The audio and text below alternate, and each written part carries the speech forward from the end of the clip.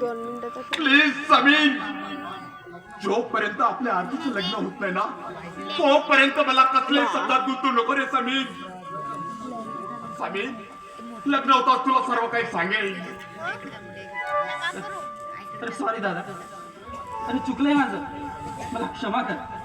खरंच अरे अरे आज ना मला तुझ्याशी असं वागायला नको होतं. अरे हवं तर काय दादा, मला माफ कर.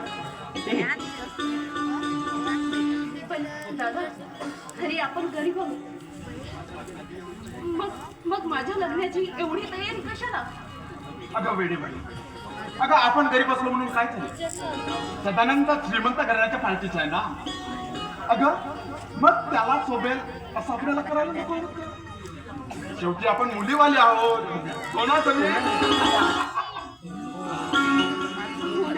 खरी म्हणून काय झालं हा दादा? खरी आधी तू जर हे असं सांगितलं असतंस ना तर मी लग्नाला तयारच झाली नसती. अगं वेडाबाई, तुला तुझ्या भावाची एवढी काळजी होती तर मग त्या सदानंदवर प्रेम करण्या अगोदर तू मला कसं सांगितलं नाही? म्हणून माझ्या लाडोबाईला मी सांगितलं नाही. दादा तू कोण ना हे बघ. अरे बघ ना.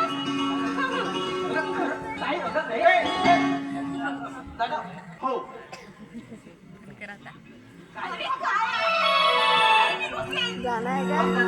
कोपऱ्यामध्ये लाजत बसली होती. अरे कशी लाजणार नाही ती? आणि गालामध्ये लग्नाचे लाडूचे कुठं असतील आहे ना, म्हणून लाजत होती. बरोबर आहे. काय बोलतोय? अरे पण काय बोलतोय?